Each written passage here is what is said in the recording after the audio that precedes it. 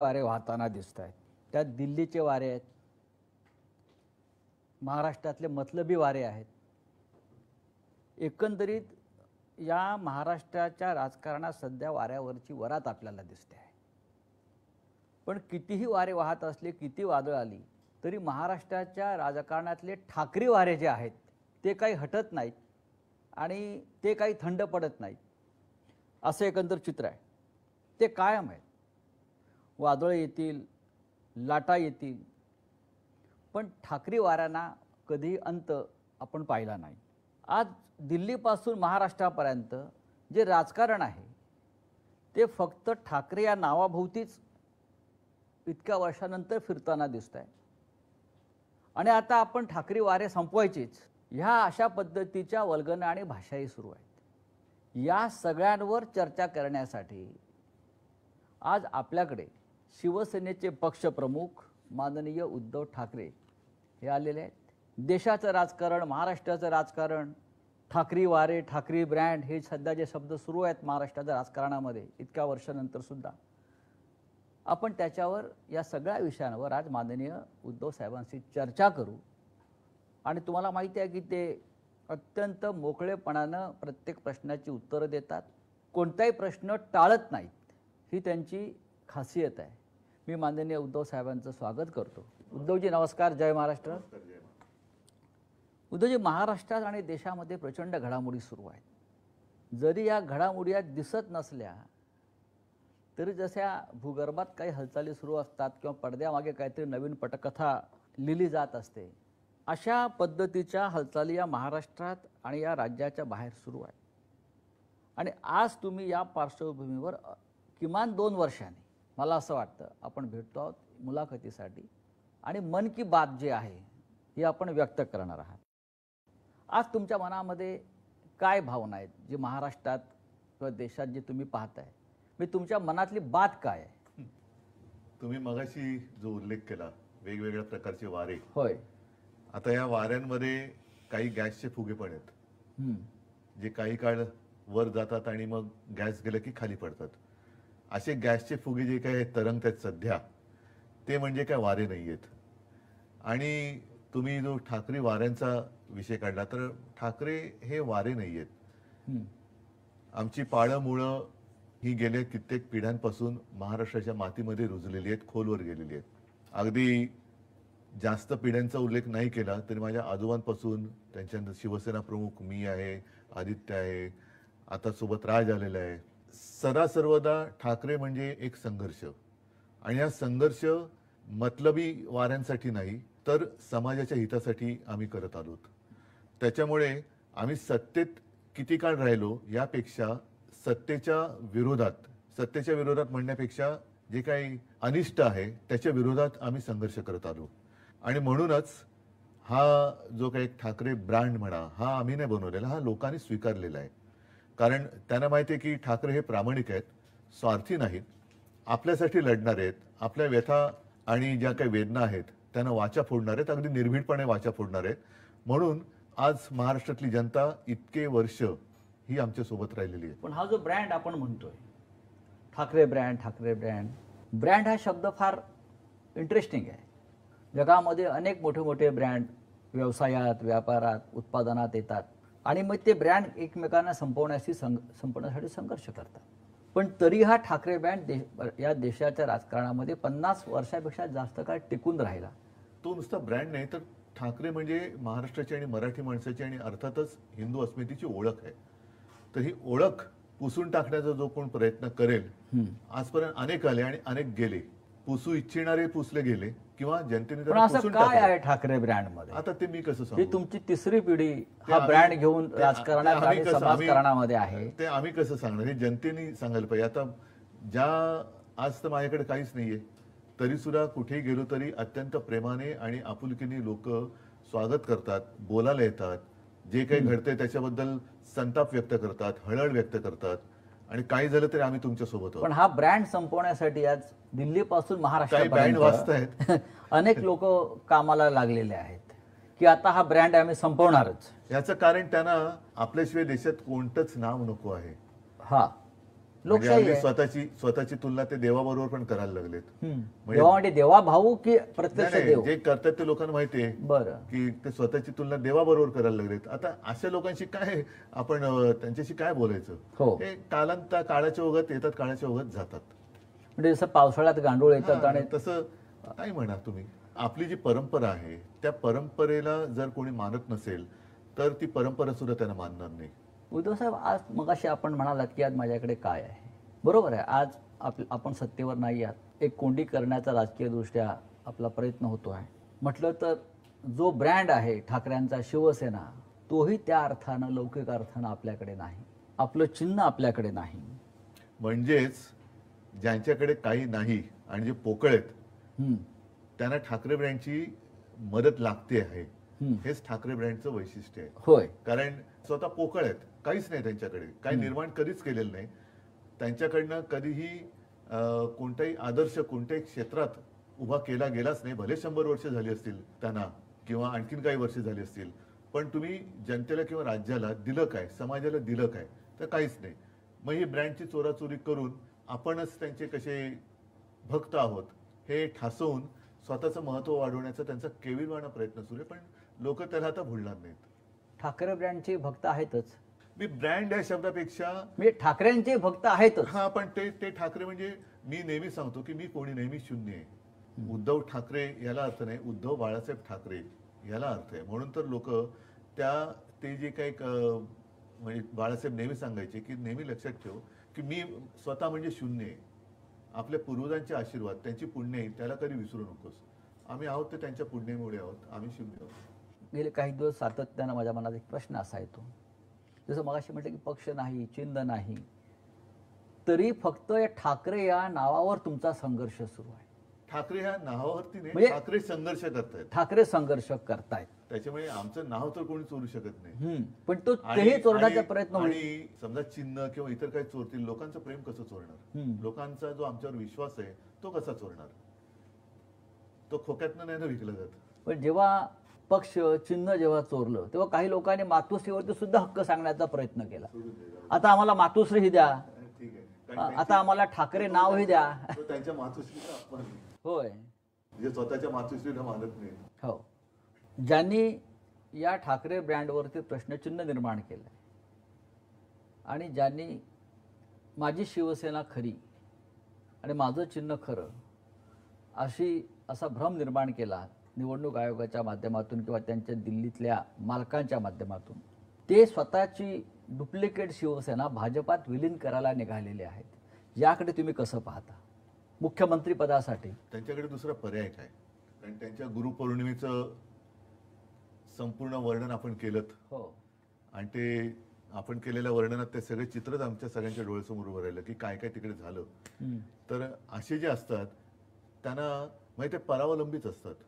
पण ही जी शिवसेना आहे उद्धव साहेब, कुठली जी आमची आपली तीच शिवसेना, दुसरी आहे. शिवसेना नाहीच. पण अमित शहा, निवडणूक आयोग यांनी अधिकृतपणे जी शिवसेना दुसऱ्यांच्या हातात दिली आहे, ते अशा प्रकारे शिवसेना भाजपात कशा प्रकारे विलीन करू शकतात? नाही, शेवटी त्यांना म्हणजे हे शिवसेनेचं अस्तित्व संपवण्याचा प्रयत्न आहे का? हो, पण ते संपवू शकत नाहीत ना. इतके वर्ष होऊनही जनतेला ते माझ्यापासून तोडू शकत नाहीत. हेच तर त्यांचं दुःख आहे. त्याच्यामुळे आता शेवटचा पर्याय तोच आहे की जो त्यांचा पहिला पर्याय होता की जाऊन घालीन लोटांगण वंदीने चरण करायचं. कारण दुसरा पर्यायच नाहीये. किती काही चोराचोरी. बघा, एक गोष्ट सांगतो मी, हे मागे जाहीर सभेत बोललेलं आहे.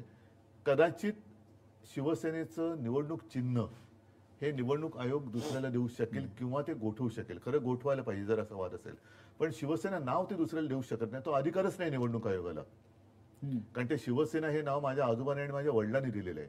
उद्या मी निवडणूक आयुक्ताचं नाव बदलून त्याचं नाव धोंड्या ठेवलं तर अधिकार आहे का? पण मग जर माझं नाव बदललं तर मी त्याला धोंड्याच म्हणणार. तर त्या धोंड्याला हा पक्षाचं नाव बदलण्याचा अधिकार नाहीये. तो चिन्ह तुम्ही काढून घेऊ शकता. जर लोकशाही पद्धतीमध्ये आम्ही काही वेडवाकडं वागलो असेल, ज्याला करप्ट प्रॅक्टिस म्हणतात त्याला, पण संविधानानुसार असेल किंवा इतर काही गोष्टीनुसार असेल, त्याच्यात जर आम्ही चूक केलेली नसेल तर ते आमचं चिन्हही काढू शकत नाही. मतांची टक्केवारी वगैरे हा जे काही असेल ते त्या चिन्हापुरतं आहे, पण नाव नाही देऊ शकत. त्याच्यामुळे हे केलं ना, त्या धोंड्याने ते बेकायदेशीर केले. त्या धोंड्याला शिवसेना नाव दुसऱ्याला देताच येत नाही ना. तो त्याच्या अधिकारच्या बाहेरच आहे. पण त्या धोंड्याला शेंदूर फासणारे दिल्लीत बसलेत म्हणून चालतंय. कारण एक धोंड्या गेला आणि दुसरा धोंड्या त्या खुर्चीवर बसलाय आणि तरी तो निर्णय बदलायला तयार नाही. पण ते लोक नाही ऐकणार त्याचं. शेवटी चोरीचा माल जो आहे, आता तुम्ही चोरून मतं मिळवलीत आणि त्याच्यावरती जर का मर्दुमकी गाजवत असाल तर चोर तो चोरच आहे. उद्धव साहेब, गेल्या वर्षभरात राज्यात आणि देशामध्ये अनेक घडामोडी घडल्या म्हणा, उलतापालती झाल्या म्हणा. लोकसभेच्या निवडणुका होऊन 1 वर्ष झालं. या 1 वर्षात सुद्धा बऱ्याच घडामोडी देशात आपण घडताना पाहिल्या. मुख्य म्हणजे 1 वर्षापूर्वी नरेंद्र मोदींनी लोकसभेतलं बहुमत गमावलं. मोदीसारख्या विष्णूच्या अवतारानं लोकसभेत बहुमत गमावणं, याकडे तुम्ही कसं पाहता? काय होतं की ते एक आपल्यामध्ये काही म्हणी म्हणा किंवा काही गोष्टी आहेत की तुम्ही कदाचित सर्वजणांना एकदा मूर्ख बनवू शकता. एकाला तुम्ही सर्वदा मूर्ख बनवू शकाल, पण सर्वांना सर्व काळ मूर्ख बनवू शकत नाही. मला असं वाटतं याच्यामध्ये सगळं आलं. हळूहळू त्या जे काही गारूड टाकलं होतं त्यातनं लोक बाहेर पडायला लागलेत आणि आता तर आणखीन पडलेत. शेवटी तुम्ही किती काळ लोकांना देणार? म्हणजे 5 वर्ष दिली, 10 वर्ष दिली. ही 5 वर्ष आणि 10 वर्ष ही जनतेच्या आयुष्यातली, म्हणजे देशाच्या आयुष्यातली आहेत. देशाच्या आयुष्यातली ही वाया गेलेली वर्ष. म्हणजे 14 साली समजा 10 वर्षाची लोक होती, ती आता मुलं होती, ती आता आली ना 21व्या वर्षात आली. मग त्यांना 21व्या वर्षानंतर तुम्ही 10 वर्षापूर्वी जे काय सांगितलं होतं की आम्ही एवढ्या नोकऱ्या देऊ, आम्ही असे उद्योग देऊ, आम्ही असं ते देऊ, ते कुठे आहेत? आणखीन 10 वर्ष खूप झाली. देश म्हणजे आपला किती कोटी अब्जाचा झाला आता? 140 कोटी. म्हणजे दुसरं काही नसलं तरी जगामध्ये नंबर 1 आपण लोकसंख्येत आहोत. तिसरी अर्थव्यवस्था, महाअर्थव्यवस्था झाली नसली. नाही, पण एक मी काल वाचलं एका ठिकाणी की अमेरिकेतली एक कंपनी, तिची अर्थव्यवस्था ही आपल्या देशापेक्षा जास्त आहे, जी गेल्या 10-1 वर्षापूर्वीच जन्माला आलेली कंपनी आहे. बरं. आणि तिची अर्थव्यवस्था ही आपल्या देशाच्या अर्थव्यवस्थेच्या बरोबरीने किंवा आपल्या देशाच्या अर्थव्यवस्थेपेक्षा जास्त आहे, एका कंपनीची. मोदींनी जे बहुमत गमावलं त्यात महाराष्ट्राची भूमिका अत्यंत महत्वाची. हो. महाराष्ट्रानं लोकसभेला आपण सगळ्यांनी, जी इंडिया ब्लॉक होता किंवा महाविकास आघाडी असेल, 31 जागा एकत्रित जिंकल्या. हे कसं शक्य झालं? याचं कारण त्यावेळेला महाविकास आघाडी खूप ताकदीने आणि एकजुटीने लढली. बूथ लेवलवरचा कार्यकर्ता सुद्धा अत्यंत जागरूक होता आणि ज्या काही गोष्टी ह्या त्यांच्याकडनं अब की बार 400 पार हे संविधान बदलण्यासाठी होतं, हे लोकांना कळलं. म्हणजे आम्ही पटवून देण्यात यशस्वी झालो म्हणण्यापेक्षा आपली लोक एवढी काही मूर्ख नाही आहेत की त्यांना ह्या गोष्टी कळत नाहीत. जनतेने हे ओळखलं आणि त्याने हे नको म्हणून मतदान केलं. म्हणजे लोकांना कळलं नाही. जे मी तुम्हाला सांगितलं की तुम्ही आतापर्यंत बोलत आलात, नुसतंच बोलताय, करताय काय? आणि ह्या सरकारचं म्हणा किंवा अगदी नाव घेऊन बोलायचं भाजपाचं जे एक धोरण आहे की सर्वसामान्य जनतेला नेहमी चिंताग्रस्त ठेवायचं, एक तणावग्रस्त ठेवायचं आणि त्या तणावग्रस्तामध्ये जाऊ दे ना बाबा, भानगड नको, ह्यांना देऊन मोकळं हो. ती परिस्थिती सतत निर्माण करून ठेवायची. अस्थिरता, देशात अस्थिरता ठेवायची. मग ती जातीपातीत असेल, समाजात असेल, आर्थिक असेल, इतर काही असेल, आणि त्या अस्थिरतेचा दुरुपयोग करून त्यांच्या डोक्यावरती राज्य करायचं, ही यांची नीती आहे. आणि त्याच्यामध्ये परत तोडाफोडा आणि राज्य करा ही इंग्रजांची नीती अवलंबायची. जे फोडा झोडा आणि राज्य करा. हा, आता तोडा फोडा झोडा आणि म्हणजे स्वतःच बोलायचं बटेंगे तो काटेंगे आणि बटवारा तुम्हीच करताय. अशा प्रकारच्या प्रचारानं जे तुम्ही लोकसभेला गमावलं ते विधानसभेला गमावलं. फक्त 6 महिन्यामध्ये हे कसं घडलं ह्याचं तुम्ही बघा, याच्यामध्ये कसं सांगतो, सगळ्या गोष्टीवरती आपण आपले हात वर करण्यात काही अर्थ नाहीये. काही गोष्टी जबाबदाऱ्या आहेत, स्वीकारल्या पाहिजे. ईव्हीएमचा घोटाळा ह्याच्यावरती खूप मोठी चर्चा सुरू आहे. मतदार यादींबद्दल त्याच्याबद्दल चर्चा सुरू आहेत. बोगस मतदार त्याच्याबद्दल चर्चा सुरू आहे. मतदार कसे वाढले हे आता लोकांसमोर आलेले आहे. म्हणजे ही एक गोष्ट नाही, पण त्याचबरोबरीने काही ज्या त्यांनी योजना जाहीर केल्या जी आता फसगत झाली, लाडकी बहीण असेल, आणखीन काही असेल. महत्वाचा मुद्दा काय की निवडणूक जेवढी मोठी असते त्यावेळेला वाद हे थोडे मी म्हणेन कमी असते. निवडणूक छोटी होत जाते. छोटी कोणत्या अर्थाने मी म्हणतोय, मतदारसंघाच्या ह्याने बोलतोय. तशी कोणतीच निवडणूक छोटी किंवा मोठी नसते. मतदारसंघ छोटा होत जातो तसं त्याच्यामध्ये स्पर्धा ही वाढत जाते. आणि लोकसभेच्या वेळेला महाविकास आघाडीमध्ये बघा एक दोन तीन पक्ष एकत्र आल्यानंतर थोडी खेचाखेच होते. ही शिवसेना आणि भारतीय जनता पक्षात सुद्धा होत होती. आता महाविकास आघाडीमध्ये आम्ही महाविकास आघाडी म्हणून पहिल्या प्रथम निवडणूक लढलो ती लोकसभा. त्याच्यामुळे ठीक आहे, आम्ही म्हणजे शिवसेनेने सुद्धा काही वेळेला 4-4 वेळा 5-5 वेळा जिंकलेले मतदारसंघ आपल्याला जिंकायचंय म्हणून सोडून दिले. विधानसभेच्या वेळेला काय झालं, शेवटच्या दिवसापर्यंत खेचाखेच चालू राहिली. हा मतदारसंघ तुला, हा मतदारसंघ मला, हा तुला, हा मला, हा तुला, हे तू मैमय हे शेवटच्या क्षणापर्यंत झालं. त्याचा दुष्परिणाम हा साहजिकच जनतेमध्ये असं झालं, अरे हे आत्ताच जर काही खेचाखेची असेल तर नंतर काय होणार. आणखीन एक महत्वाचा विषय असा झाला की लोकसभेच्या वेळेला मी प्रचार सुरू केला होता साधारणतः फेब्रुवारीत. तेव्हा काय होतं, माझ्यासमोर उमेदवार होते माझे, पण निशाणी नव्हती. विधानसभेच्या काय वेळेला काय झालं, निशाणी होती पण जागा कोणत्या आणि मी त्याच्यानंतर जागा मिळाल्यानंतर उमेदवारी कोणाला देणार हे निश्चित नव्हतं. तर ही जी काय तू मैमे झाली ही स्वीकारली पाहिजे. आपल्याकडनं झालेली मोठी चूक होती आणि ती जर का चूक परत करायची असेल तर मग त्या गोष्टीला एकत्र येण्याला काही अर्थ राहत नाही. म्हणजे समन्वयाचा अभाव होता. समन्वयाच्या अभावापेक्षा लोकसभेचं यश हे नाही म्हटलं तरी सगळ्यांच्या डोक्यात गेलं. लोकसभेच्या वेळेला महाविकास आघाडी आणि सगळे नेत्यांपासून कार्यकर्त्यांपर्यंत, अरे ठीक आहे तू आपल्याला जिंकायचंय, हे आपलेपण होता. विधानसभेला नाही मला जिंकायचंय, हा आपल्यातून मीपणा जेव्हा आला तेव्हा पराभव आला. आणि त्याचबरोबर या तांत्रिक बाबी ज्या होत्या, मग त्याच्यामध्ये योजनांचं एक त्यांनी ज्या काही गोष्टी जाहीर केल्या, त्यानंतर म्हणजे शेतकऱ्यांची कर्जमुक्ती कुठे करतायत, योग्य वेळी करू. मीच एक मुख्यमंत्री असा होतो की ज्यांनी कोणीही न मागता, माझं मुख्यमंत्री म्हणून नागपूरमध्ये एकच अधिवेशन झालं पहिलं, आणि तेव्हा आम्ही फक्त 7 मंत्री होतो माझ्यासह. मी कोणी न मागता 2 लाखापर्यंत पीक कर्ज शेतकऱ्याचं मी त्याला मुक्त केलं होतं. त्याच्यानंतर जो नियमित कर्ज परतफेड करत होता किंवा करतो त्याला 50,000 रुपये प्रोत्साहनपर राशी, जी दुर्दैवाने करोनामुळे त्यावेळेला मी देऊ शकलो नाही, सुरुवात केली आणि सरकार पाडलं. पण आपण इतकी उत्तम कामं तुमच्या मुख्यमंत्रीपदाच्या कार्यकाळात केलीत. कर्जमाफी असेल, शिवभोजन थाळी असेल, गरिबांसाठी मुंबईमध्ये 500 स्क्वेअर फुटापर्यंत मालमत्ता कर रद्द केलेला आहे. आपण करोनाच्या काळातलं जगातलं उत्तम काम आपण करून दाखवलं. पण हे सगळं काम लोकांपर्यंत पोहोचवण्यात आपल्याला अपयश आलं. नक्कीच आलं. आज जे ढोल वाजवले जातात न केलेल्या कामाचे, आणि तुम्ही केलेल्या कामाची साधी पिपाणी वाजवली नाही. नक्कीच हे पूर्णपणे मला मान्य आहे. याचं कारण असं की लोकसभा आणि विधानसभेमध्ये, लोकसभेत शेवटी देशाचा विचार करून संविधान बदलणार हा एक मुद्दा होताच, त्याच्यामुळे निवडणूक त्याच्यावर फोकस झाली. विधानसभेच्या वेळेला साहजिकच आहे, राज्यावरती ती फोकस व्हायला पाहिजे होती तेवढी झाली नाही. राज्यात विधानसभेच्या निवडणुकीत अत्यंत प्रतिकूल काळामध्ये आपण सरकार यशस्वीपणाने चालवून दाखवलं. करोनासारखं भयानक संकट, जे मी कोणाला कमी लेखत नाही, पण तेव्हा हे सगळे चॅनलमधनं आणि मीडियातनं आलेले फोटो आहेत की गंगेमध्ये कशी प्रेतं वाहत होती, गुजरातमध्ये कशा सार्वजनिक चिता पेटलेल्या होत्या. ह्या सगळ्या याच्यामध्ये महाराष्ट्रामध्ये जनतेच्या आणि प्रशासनाच्या सहकार्यामुळे अशी गंभीर परिस्थिती उद्भवू दिली नाही आपण. म्हणजे प्रत्येकाला उपचार तर आपण देत होतो, पण करोना या व्हायरसला अजूनही उपचार नाही सापडलेला, तो भाग वेगळा. पण ही गोष्ट की अरे आम्ही प्रतिकूल काळात सरकार चालून दाखवू शकलोय. म्हणजे एक तर काय होतं की शिवसेना, काँग्रेस आणि राष्ट्रवादी हे महाविकास आघाडी होईपर्यंत एकमेकांचे कट्टर राजकीय विरोधक होते.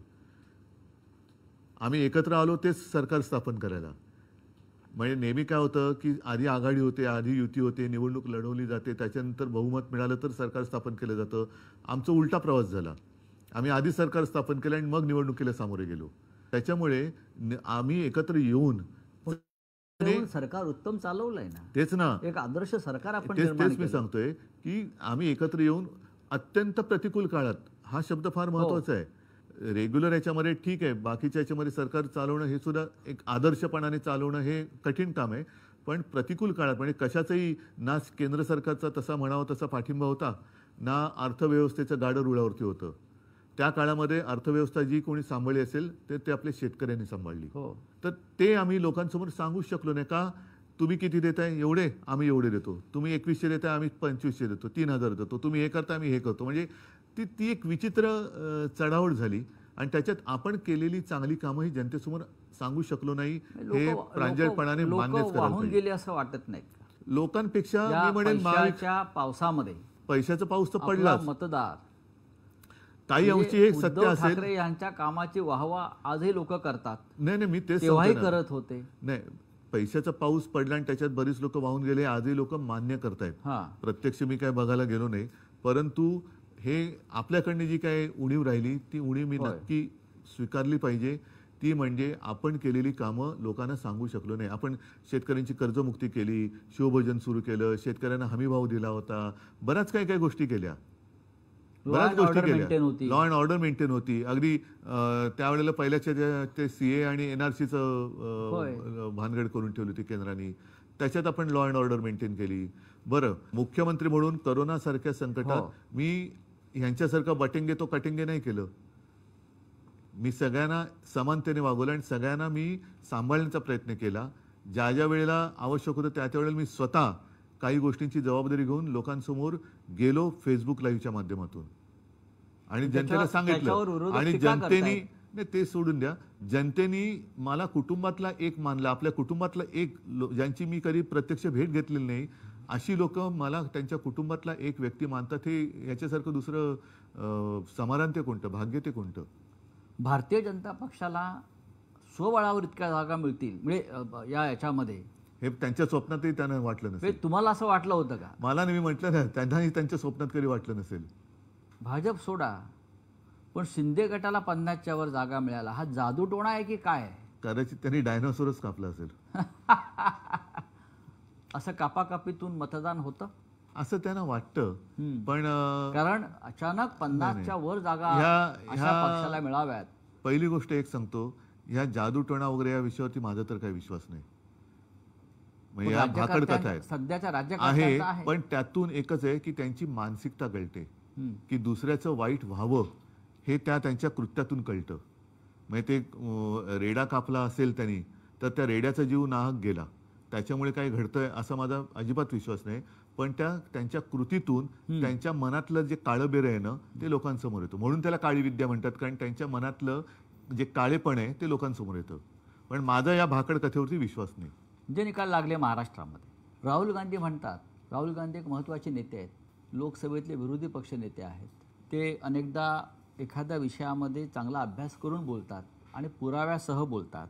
राहुल गांधींना महाराष्ट्रातल्या विधानसभेचे निकाल हे संशयास्पद वाटत आहेत आणि त्याच्यावर ते देशात आणि देशाबाहेर सुद्धा महाराष्ट्राच्या निकालावर बोलतात की हे संशयास्पद निकाल आहेत. एक गोष्ट लक्षात घेण्यासारखी आहे हां, की महाराष्ट्र विधानसभेचे निकाल लागल्यानंतर एवढं बहुमत मिळालं, 5वी, हो हो, जल्लोष कुठे झाला?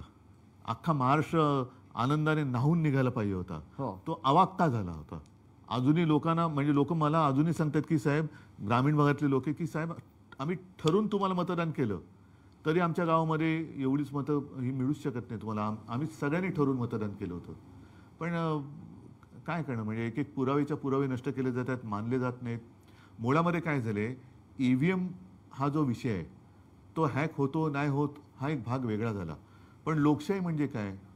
लोकशाहीमध्ये जर RTI मध्ये मी तुमची माहिती काढू शकतो तर मला माझी पूर्ण माहिती मिळाली पाहिजे ना. होय. पूर्वी जे बॅलेट पेपर होते त्याच्यात मी मतदान कोणाला केलंय, माझं मत कुठे जातंय हे शेवटपर्यंत मला कळत होतं. म्हणजे मी ती बॅलेट पेपरवरती मी मतदान केले, आपणही केलं असणार. उमेदवाराचं नाव यायचं, समोर निशाणी यायची आणि त्या निशाणीवर शिक्का मारल्यावरती तो फोल्ड असा व्हायचा की समजा जर का ती शाई ओली असेल आणि उमटली तर ती उमेदवाराच्या नावावरती, त्याच उमेदवाराच्या नावावरती उमटू शकेल. आणि मला कळायचं की माझं मतदान, मी समजा संजय राऊत तर संजय राऊतनं मतदान केलेलं आहे. आता काय होतंय, मी बटन दाबतो, मशालीचा दिवा पेटतोय, आवाज येतोय, आतमध्ये रिसीट दिसते. आता त्या रिसीटबद्दल सुद्धा लोकांचं म्हणणं आहे की अनेकदा ती पडते नाही पडत हा भाग वेगळा, पण ती रिसीट खाली पडते, माझं वेगळी आणखीन तिसऱ्या ठिकाणी रजिस्टर होते, ते कुठे होते मला कळत नाहीये. दिवा पेटतोय, आवाज येतोय, रिसीट दिसते ती, पण आत मत जे मोजलं जातं ती रिसीट नाही मोजली जाते.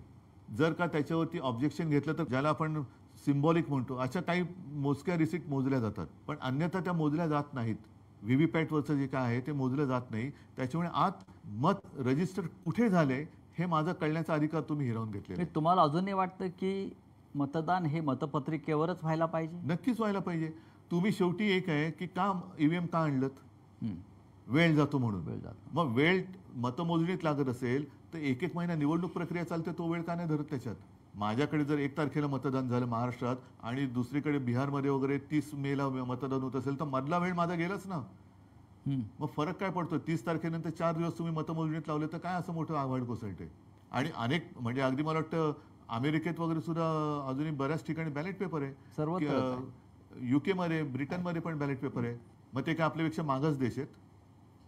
जर तुम्हाला वेळ वाचवण्यासाठी हे करत असाल आणि स्वतः मोदींचं भाषण आहे त्यावेळेला बॅलेट पेपरच्या विरोधात, सगळ्यांच्या भारतीय जनता पक्षाने विरोध केलेला आहे ईव्हीएमच्या विरोधात. हो, देशाचे सरन्यायाधीश भूषण गवई यांच्या आईनंही मागणी केली आहे. मग म्हणजे देशाचे सरन्यायाधीश असलेल्या गवईंच्या आईनंही ताईंनी सांगितलेलं आहे की निवडणुका या बॅलेट पेपरवरच व्हायला पाहिजे. तसंच आहे ते. आणि मग का व्हायचं तर होऊ दे ना. मग त्याच्यानंतर तुम्ही जिंकलात आणि तुम्हाला 288 पैकी 500 जागा मिळाल तरी मग आम्ही कोणी काय बोलू शकतो? याच्यात एक महत्त्वाचा फॅक्टर जो राहुल गांधी सांगतात, 60 लाख अचानक वाढलेलं मतदान संध्याकाळी 5 नंतर आणि मतदार यादीतला झालेला ठरवून केलेला घोळ, नावं कापणं. आता बिहारमध्ये काय घडत होतं तेच आहे ते की तुम्ही तुमची आयडेंटिटी महाराष्ट्रामध्ये सुद्धा निवडणूक प्रक्रियेच्या आधी नाही. आता जरा बिहारमध्ये ज्याला आता कोर्टाने मला वाटतं स्थगिती दिली ते काय होतं नीट सांगा? मतदारांनी स्वतःची ओळख पटवून द्यायची. म्हणजेच तुम्ही एनआरसी आणलात. हो, म्हणजेच एनआरसी आणलात ना. मी इतके वर्ष राहतोय माझ्याकडे मग आधार कार्ड हे काय? हा मोठा फ्रॉड आहे. रेशन कार्ड, आधार कार्ड हा फ्रॉड आहे. आधार कार्डचं प्रिंटिंग आणि जे काय सगळं केलं जाते हा फ्रॉड आहे. जर ते तुम्ही धरणार नसाल तर तो फ्रॉड आहे. मग ते पण कॉन्ट्रॅक्टर कोण आहेत, काय आहेत? मग हे आधार कार्डची हे आणली कोणी? मग आधार कार्ड फ्रॉड आहे का? जाहीर करा. आणि आयडेंटिटी म्हणजे काय देणार तुम्ही? आणखीन काय? म्हणजे हा एनआरसी तुम्ही आणलात आहे ना, एनआरसीच आणलात आणि तो आपल्या सगळ्या हिंदूंना पण लागू झाला. त्याच्यामध्ये आता 1 नेशन 1 इलेक्शन लादलं जात आहे. ह्यांची संपूर्ण वाटचाली एकाधिकारशाहीकडे चाललेली, हुकुमशाहीकडे चाललेली आहे. सगळं पहिलं आम्हालाही गोंडस वाटलं होतं कारण तेव्हा काश्मीरमध्ये काय त्याला वेगळे पंतप्रधान वगैरे असे ते एक शब्द होता. त्याच्यामुळे आम्ही सुद्धा त्या एका बहकाव्यात आलो. काश्मीरमध्ये 370 कलम काढलं पाहिजे याच्यावरती त्याही वेळेला ठाम होतो आम्ही, पाठिंबा दिला आणि आजही मी ठाम आहे. त्याच्याबद्दल दुमत नाहीये, त्याच्याबद्दल दुमत नाही. पण एक निशाण, एक विधान आणि एक प्रधान. आता 1 नेशन 1 इलेक्शन, मग त्याच्यानंतर 1 नेशन 1 लँग्वेज पण करतील. मग त्याच्यानंतर म्हणजे सगळं काही. बरं, नड्डा बोललेत की देशात एकच पक्ष राहणार, म्हणजे 1 पार्टी, ही एकाधिकारशाही चाललेली आहे. 1 पार्टी 1 इलेक्शन. 1 पार्टी मग नो इलेक्शन होईल. No election. उद्धव साहेब, देशाच्या राजकारणात किंवा आपण महाराष्ट्र बघू, सत्ता आणि पैशाचा अतिरेकी वापर म्हणजे ज्याला टेररिझम सुरू आहे, सत्ता आणि पैशाचा. आणि त्या टेररिझममुळे ज्यांना तुम्ही घडवलं, ज्यांना तुम्ही निवडून आणलं, ज्यांना तुम्ही प्रतिष्ठा आम्ही घडवायचं काम केलं, बिघडवण्याचं काम कोणी केलं ते होय. आधी आमदार खासदार यांना फोडण्याचा प्रयत्न झाला. काँग्रेसचे असतील, राष्ट्रवादी काँग्रेसचे असतील, तुमचे असतील, देशातल्या इतर पक्षाचे असतील. आणि आता पुन्हा एकदा. पण मी काय म्हणतो, मग तुम्ही निवडणुकीचा घाट म्हणजे कशासाठी प्रचार करताय? असंच जर करायचं असेल तर सरळ निवडून आलेले फोडून राज्य स्थापन करा ना. प्रचाराला जाऊच नका. हे सगळं पाहिल्यावर तुम्हाला तुमची लोक जेव्हा निघून जात आहेत, कालपर्यंत माझ्याबरोबर होता, माझ्या बैठकीला होता, कालपर्यंत माझा जय जयकार करत होता, शिवसेना जिंदाबाद म्हणत होता, बाळासाहेब ठाकरे जिंदाबाद म्हणत होता, उद्धव ठाकरे जिंदाबाद म्हणत होता, ते 24 तासात त्यांचं मतपरिवर्तन होतं आणि ते निघून जातात, बळी पडतात मोहाला. हे पाहिल्यावर तुम्हाला राजकारणाचा उबग येतो का? राजकारणाचा उबग, हे जे काय चाललंय या परिस्थितीचा, राजकारणाचा येण्यापेक्षा राजकारण्यांचा येतो. कारण हे राजकारण नाही, हे राजकारण नाही मी म्हणू शकत. हे जसं बाळासाहेब म्हणायचे की गजकरण आहे, ही सत्तेची खाज आहे ना एवढी सुटते की जेवढं खाजवाल तेवढं कमी. त्याच्यामुळे हे राजकारण नाही, हे गजकरण आहे. आणि त्यांना सत्ता मिळाली ना, केंद्रात मिळाली, राज्यात मिळाली, तरी तुम्ही अगदी तुमच्या सोसायटीची सुद्धा निवडणूक असली तरी माझाच माणूस पाहिजे, दूध संघ असलं तरी माझाच पाहिजे, अमुक सुद्धा माझंच पाहिजे. हे गजकरण आहे. तुम्ही जे त्यानं झाले सत्तेचं गजकरण म्हणा पाहिजे, ते राजकारण नाहीये. तुम्ही कॅमेरा हातात घेऊन जंगलात जाता आणि प्राण्यांचे फोटो काढता. हल्ली नाही जात. ज्यांना आपण जंगली जनावर म्हणतो, हिंस्त्र आणि जंगली याच्यात फरक आहे. पण त्यापेक्षा राजकारणात लोक अधिक जंगली आणि हिंस्त्र झालेले आहेत. म्हणून मी म्हटलं ना, जंगली प्राणी म्हणजे हिंस्त्र नाही. हिंस्त्र हे राजकारणी असतात, जंगली प्राणी नाही. जंगलात कारण नसताना कोणी कोणावरती हल्ला नाही करत. अगदी वाघ, सिंह वगैरे त्यांना भूक लागल्याशिवाय ते शिकार करत नाहीत, कारण तो शेवटी निसर्ग नियम आहे. अदरवाईज ते पण भाजीपाला खाऊन जगत असते, जसं हत्ती खातो किंवा इतर सुद्धा व्हेजिटेरियन प्राणी आहेत. पण वाघाचं जर हेच तशी असेल तर तो पुरतीच शिकार करतो. उगाच असं प्राणी मारून तो फ्रीजमध्ये ठेवत नाही. जसं राजकीय पक्ष हा. सध्या काही म्हणजे जसे करतायत. आता सगळे सत्ता मिळाली तरी सुद्धा आणखीन आमदार घ्या, आणखीन खासदार घ्या, असं वाघ सिंह नाही करत की मारून आज एक हरण मारलं तर उद्यासाठी आणखीन एक मारू, कारण त्यांच्याकडे फ्रीज नाहीये. हे काय करतात, हे राजकारण्यांना फोडतात आणि आपले सत्तेच्या शीतकपाटात ठेवून देतात थंड करून. हे जे आउटगोईंग सुरू आहे मोठ्या प्रमाणात, त्याला उपाय काय? काही वेळेला साचलेल्या डबक्याला थोडंसं एक आउटलेट द्यावं लागतं आणि नवीन झरा यावा लागतो. ज्या गोष्टी आपण थोडंसं, मी असं म्हणेन की एखाद्या वेळेला भावनेच्या भरात किंवा प्रेमामुळे आपण करत नाही आणि त्या माणूस अयोग्य आहे, पण काय करणार, तो स्वतःहून जातो आणि त्याची जागा नवीन दुसरा माणूस घेतो. तेव्हा बरं वाटतं की अरे साले बला गेली एक. शिवसेना हा एक विचार होता आणि आहे जो माननीय बाळासाहेब ठाकरे आता जे आमच्यातनं गेले ते तिकडे जाऊन काय काय दिवे लावतात तुम्ही बघताय. होय, त्याच्यामुळे असे हे दिवटे गेलेले बरे ना. होय. आता ते जिकडे गेले तिकडे काय प्रकाश पडतात तो कळतोय तुम्हाला. काय लोहचुंबकाचा असर कमी झालाय का? लोक जे चिटकून राहायचे पक्ष म्हणून, विचार म्हणून, त्याला शिवसेना एक लोहचुंबक आहे असं साहेब अनेकदा म्हटलं नाही. पण त्याच्यामध्ये तुम्ही जर बघाल तर सर्वसामान्य जनता आणि साधा कार्यकर्ता, ज्याला बिचारा कधी तो काही मागण्यासाठी माझ्याकडे आलाच नाही ना, शिवसेना प्रमुखांकडे आला होता, त्यांच्या पिढ्यानपिढ्या आज सुद्धा शिवसेनेसोबत आहे. कोण गेलं? ज्यांना काही ओळख नव्हती आणि ज्यांना मोठं केलं ती लोक काही गेली, पण ज्यांनी मोठं केलं ती लोक अजूनही माझ्यासोबत आहेत. आणि तीच खरी शक्ती आहे आणि तीच खरी यांची पोटदुखी आहे की अरे हे अजून संपत कसं नाही. मग ही पोटदुखी अनेकदा अशा पद्धतीनं बाहेर येते. जसं गिरीश महाजनसारखे मंत्री आहेत भाजपचे, ते सातत्यानं त्यांचं एक वक्तव्य असतं की मी शिवसेना जमीनदोस्त करेन. शिवसेना जमिनीचा दोस्तच आहे. हा, म्हणून तर शिवसेना तुम्ही संपू शकत नाहीत, कारण आमचे पाय जमिनीवरती आहेत आणि मुळे जमिनीच्या खाली गेलेत. त्याच्यामुळे आम्ही जमिनीचे दोस्तच आहोत. हा, तुम्ही जमिनीचे शत्रू आहात, म्हणून तुम्ही मुंबईसह सगळी जमीन ही तुमच्या मित्राच्या घशात घालताय. तुम्ही जमीन शत्रू आहात, आम्ही जमीन दोस्ती करणारे दोस्त आहोत. मिंदे म्हणतात दाढीवाले, मी फक्त अर्ध्या दाढीवरून हात फिरवला, तेवढे राहिले नशीब समजा. पूर्ण दाढीवरून हात फिरवला तर काय होईल, कोणा त्यांचं असं ते म्हणतात. म्हणजे आपल्याला आव्हान आहे त्यांचं. जाऊ दे हो. आणि बघा, अर्धा दाढीत इतकी ताकद कोणी निर्माण केली आहे? नाही, मुळामध्ये आता त्यांनी जास्त बोलू नये आणि लोक त्यांची बिनपाण्याने करतील. राहिल्या अर्धी ती पण काढतील. उद्धवजी, महाराष्ट्रामध्ये अनेक प्रश्न आहेत आणि त्याच्यात हे दाढीचं काय नाही उपयोग करत. हो, प्रश्नांचा डोंगर उभा आहे. आपण स्वतः आजही माजी मुख्यमंत्री आहात, हे राज्य आपण सांभाळलेलं आहे. आपण सभागृहात सुद्धा जाता आजही, पण हल्ली मी बोलत नाही सभागृहात जास्त. आपण का बोलत नाही हा अनेकांना प्रश्न पडला. कारण बोलून काय उपयोग नाही. आपण सभागृहाचे एक सन्माननीय सदस्य आहात, बोलून काय होत नाही. लोकप्रतिनिधी म्हणून आपण अजूनही काम करताय. बरोबर आहे.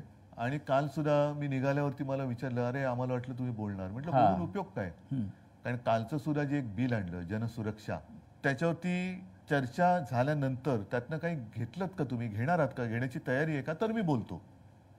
कारण सर्व काही तुम्ही शेवटी 5वी बहुमताच्या आधारावरती रेटूनच नेणार असाल तर बोलून तरी काय उपयोग आहे. मग मी बाहेर बोलतो ते चांगलं आहे ना. तुम्हाला हे जे ज्या बिलाचा आपण उल्लेख केला, जनसुरक्षा बिल, या बिलाचे तुम्हाला काय धोके वाटतात?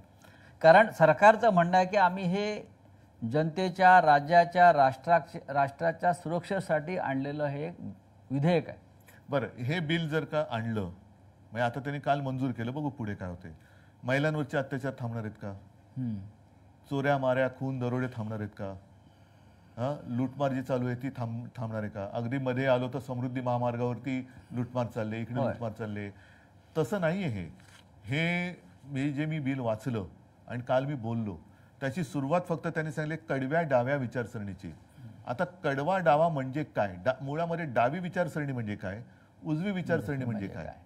आपल्याकडे काय झालेलं आहे की सर्वसाधारणतः डावी विचारसरणी म्हणजे त्याच्यात जर आपण वाचलं तर सामाजिक न्याय, व्यक्ती स्वातंत्र्य, भाषण स्वातंत्र्य, समानता, ह्या गोष्टी त्याच्यात उल्लेखलेल्या आहेत.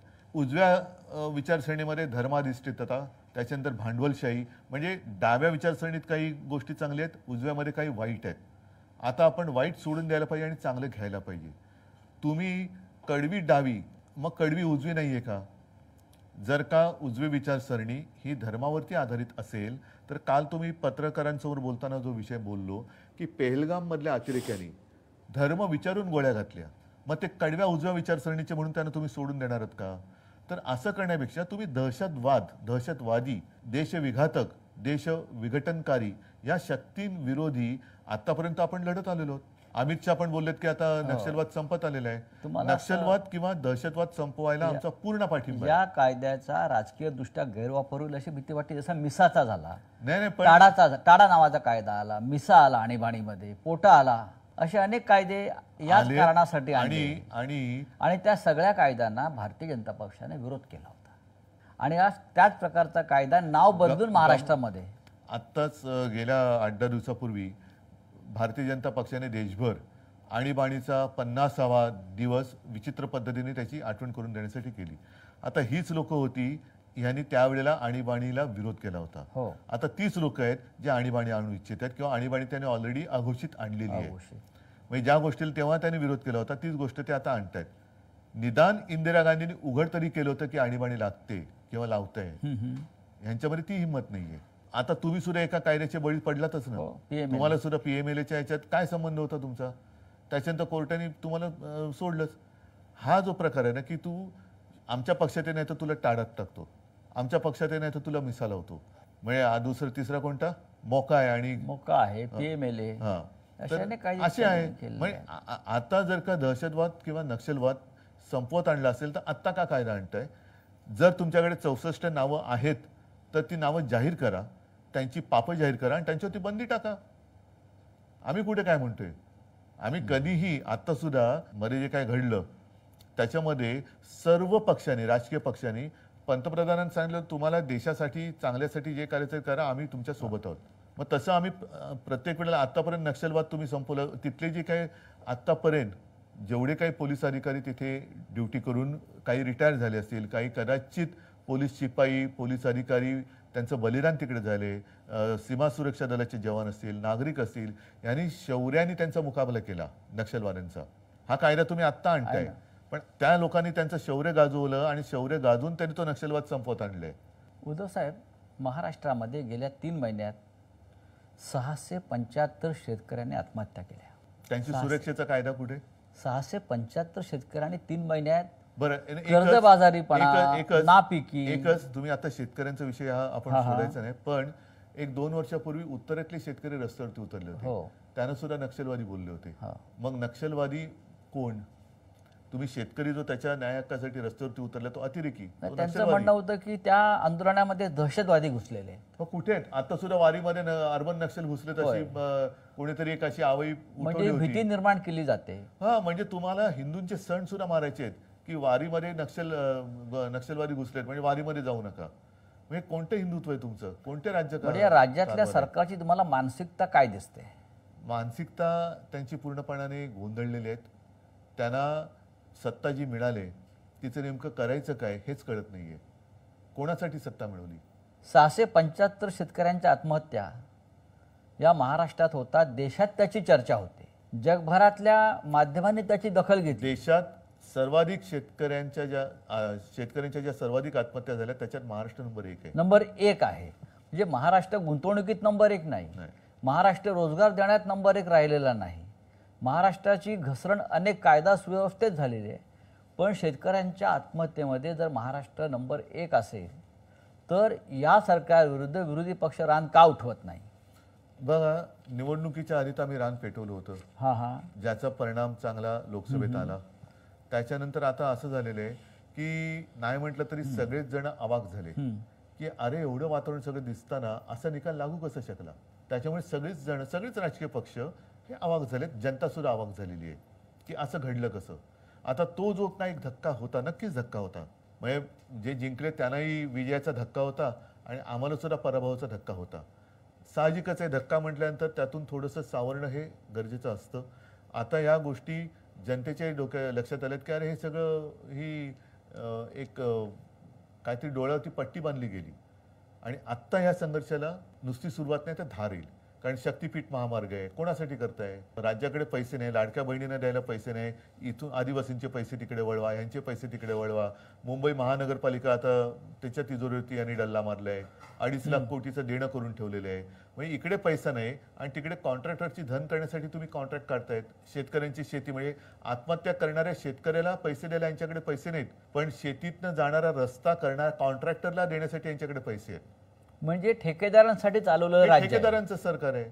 प्रचंड भ्रष्टाचार तुम्हाला दिसतोय. खड्डे पडतात रस्त्यावरती, पूल पडतायत. काल परवाकडे गुजरात मधला पूल पडला. म्हणजे भ्रष्टाचाराचे वेगळे वेगळे नमुने तुम्हाला या राज्यात भ्रष्टाचाराचे दिसतात. महामेरू आहे ते. त्याच्यानंतर ठेकेदारीचं राज्य सुरू झालेलं आहे. या सगळ्या परिस्थितीमध्ये सुद्धा महाराष्ट्रात जातीपातीचं राजकारण आजही कायम आहे किंवा ते ठेवलं जात आहे. महाराष्ट्र जाती जातीत फाडला जावा आणि त्यानंतर ही फोडाफोडी करून आपलं राज्य कायम ठेवावं, ही भूमिका या राज्यकर्त्यांची आहे. दुसरं करू काय शकतात ते? मी जे बोललो ना की लोकांच्या घराच्या होळ्या पेटवायच्या आणि त्याच्यावरती आपल्या पोळ्या भाजायच्या.